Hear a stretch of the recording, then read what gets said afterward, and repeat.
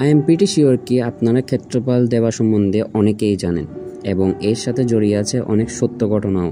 আমাদের এলাকায় একটি ক্ষেত্রপাল বিগ্রহ আছে যেটা প্রায় 500 বছর পুরানো। আজকে আমরা সেই সম্বন্ধে জানবো এবং ক্ষেত্রপাল দেবার ইতিহাস সম্বন্ধে বিস্তারিত আপনাদের সামনে তুলে ধরবো। So now without said, let's roll to the intro.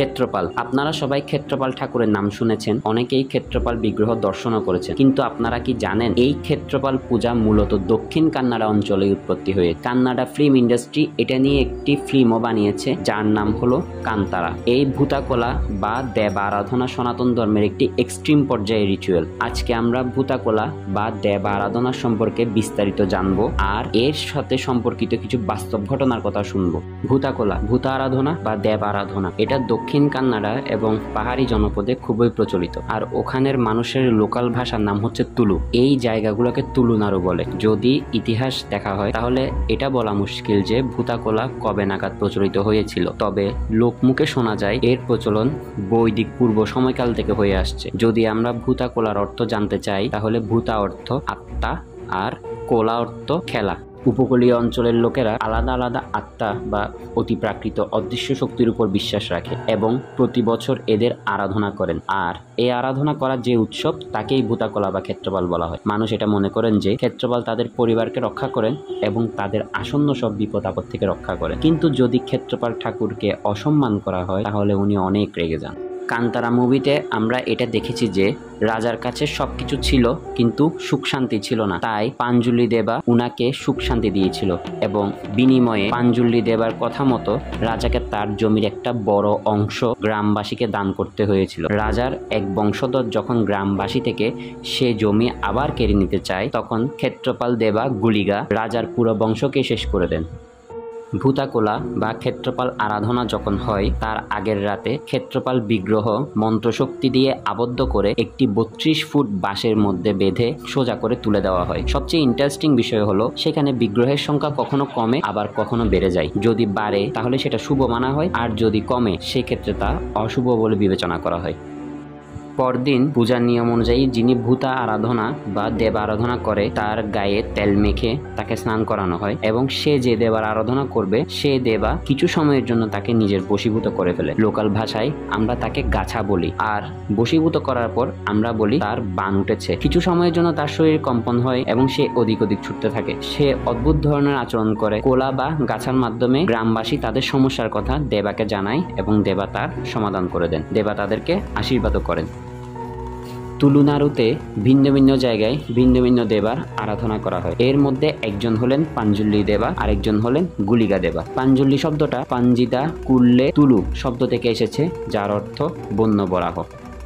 পাঞ্জুলি দেবার ইতিহাস দেখতে গেলে অনেক কিছুই সামনে আসে, কিন্তু আসল ইতিহাস হলো অনেক আগে 5টা বন্য বরাহ ছিল যাদের মধ্যে একটা বরাহ বাকি 4টা বরাহ থেকে বিচ্ছিন্ন হয়ে পড়ে। সেই বরাহকে মা পার্বতী দেখতে পায় এবং এটাকে অনেক সুন্দর লাগে। মা পার্বতী সেই বরাহকে কৈলাস পর্বতে নিয়ে যায়। সময়ের সাথে সাথে এই বরাহটা বড় হতে থাকে এবং তার দাঁত বের হয়। দাঁত বের হওয়ার কারণে তার অস্বস্তি লাগা শুরু করে, যার জন্য সে কৈলাসের ফসল নষ্ট করতে থাকে। এটা মহাদেব দেখে অনেক ক্রোধিত হন এবং সেই বরাহকে তিনি পৃথিবীতে দেবারূপে পাঠিয়ে দেন। তখন থেকে পাঞ্জুলি দেবা ফসলাদি রক্ষা করে এবং পাঞ্জুলি দেবাকে সবচেয়ে প্রাচীন দেবা হিসেবেও মানা হয়।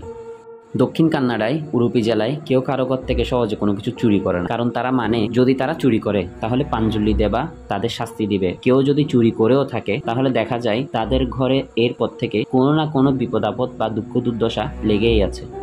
এবার আসি গুলিগা দেবার কথায়। তেমনি কৈলাস পর্বতে মা পার্বতী আগুনের ভস্মের মধ্যে একটা পাথর পায়। সে পাথর তিনি মহাদেবের কাছে নিয়ে গেলে মহাদেব সে পাথরটিকে পৃথিবীতে ফেলে দেন। সে পাথর থেকে জন্ম হয় গুলিগা দেবার। তাকে জন্মের পর ভগবান বিষ্ণুর কাছে পাঠানো হয়।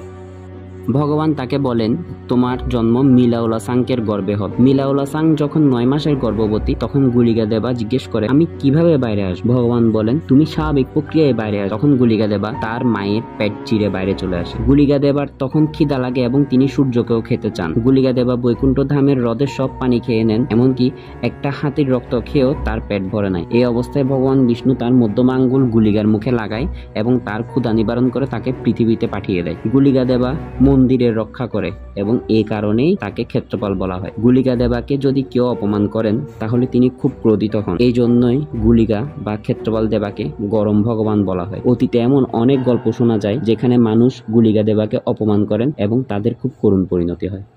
এই 2 দেবা ছাড়া আরও অনেক দেবা আছে, যেমন মান্ত্রা দেবা, যাকে সবচেয়ে শক্তিশালী দেবা মানা হয়, এবং আছে কোরাকা দেবা, যার একটি মন্দির আছে ভারতের বেঙ্গালুরুতে। আজকে এই ভিডিওতে সবগুলো দেবার কথা তো বলা সম্ভব নয়, তাই আমি চেষ্টা করব অন্যদিন অন্য কোনো ভিডিওতে বাকি দেবাদের ইতিহাস আপনাদের সামনে তুলে ধরতে। আজকের মতো এইটুকুই। ভালো থাকবেন সবাই।